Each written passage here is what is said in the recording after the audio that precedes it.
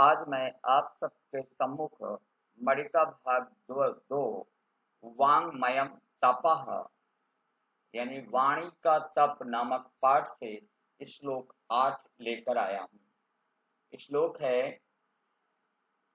अनुद्वेगकरं वाक्यं सत्यं प्रियहितं च यत् स्वाध्यायाभ्यसनं चैव वाङ्मयं तपः उच्यते।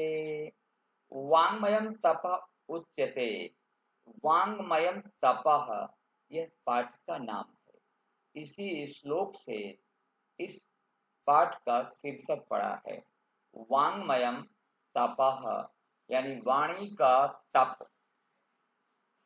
श्लोक एक बार और देखें। अनुद्वेगकरं वाक्यं सत्यं प्रियहितं च यत् स्वाध्यायाभ्यसनं चैव वाङ्मयं तपः उच्यते।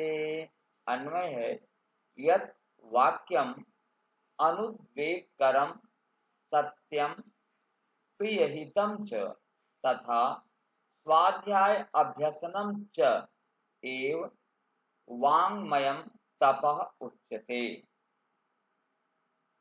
शब्दाः संस्कृतार्थाः हिंदी अर्थाः। अनुद्वेगकरं या उद्वेगम न करोति तत् यानी व्याकुलता उत्पन्न न करने वाला। वाक्यम वाचम वाणी यानी वचन। प्रियम प्रिय प्रियम प्रिय प्रियम यानी प्रियम प्रियम प्रिय। हितम हितकरम च हितम हितकरम च हितकरम हितम हितकरम यानी हितकारी। क्या है? हितकारी। इसके बाद आगे आप वाक्य देखें। स्वाध्यायाभ्यसनम स्वाध्यायस्य अभ्यसनम स्वाध्याय का अभ्यास। वाङ्मयम वाणी वाणी का। तपः तपस्यामयम तपस्या। उच्यते कथ्यते कहते हैं। संधि विच्छेद पदानि संधि विच्छेद। स्वाध्यायाभ्यसनम स्वाध्याय अभ्यसनम अकः सवर्णे दीर्घ से यहाँ पर दीर्घ स्वर संधि हुई है। चैव च प्लस एव चैव यहाँ पर वृद्धि स्वर संधि हो करके एका ऐ हो गया है। तपः उच्यते तपः प्लस उच्यते तप उच्यते या तपः उच्यते दोनों बन सकता है। यहाँ पर तप उच्यते बन जाए तो भी श्रेयस्कर है। तो यहाँ पर विसर्ग संधि है।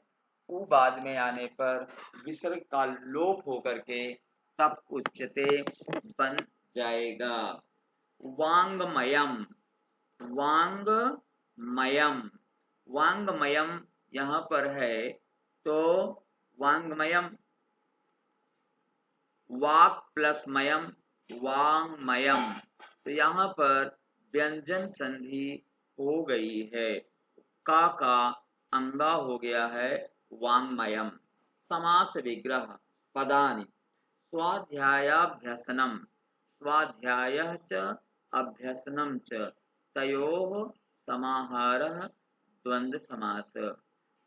वाङ्मय तपः वाङ्मयं तपः कर्मधारय समास। अनुद्वेगकरं न उद्वेगकरं न तत्पुरुष समास।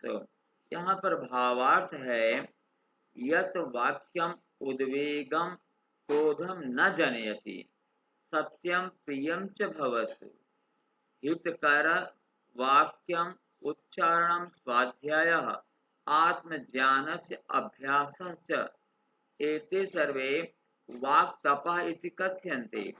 हिंदी अनुवाद आप देखें।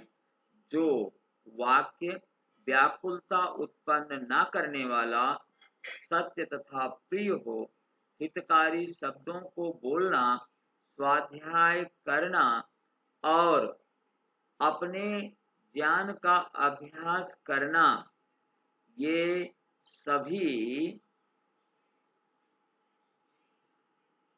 वाणी से संबंधित वाणी के तप कहलाते हैं या कहे जाते हैं। दर्शनाय धन्यवादः, देखने के लिए आपको धन्यवाद। दर्शनाय दर्शनाय धन्यवादः।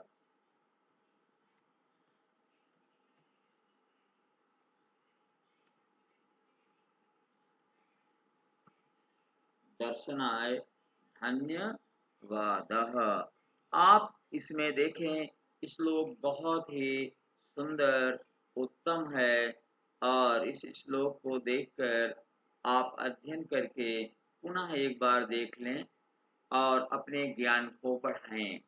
आपको मैं सदैव कहता रहता हूँ, आप वाचन करें, श्लोक का वाचन करें, अन्वय का वाचन करें, हिंदी के अर्थ का वाचन करें, जिससे आप एक पदेन, पूर्ण वाक्य एवं अन्वय को कर सकें। इसके अतिरिक्त शब्दार्थ का वाचन करें, शब्दार्थ का उच्चारण करें, संधि का करें, समास का करें, प्रत्यय का करें, जिससे आप परीक्षा में अधिकाधिक अंक प्राप्त कर सकें। एक बार पुनः देखें श्लोक को।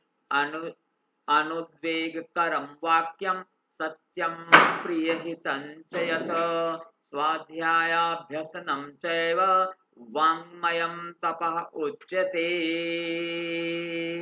और सीधे हिंदी अर्थ पर आ जाएं। जो वाक्य व्याकुलता उत्पन्न ना करने वाला, सत्य तथा प्रिय हो, हितकारी शब्दों को बोलना, स्वाध्याय करना और अपने ज्ञान का अभ्यास करना, ये सभी वाणी से संबंधित वाणी के तप कहलाते हैं।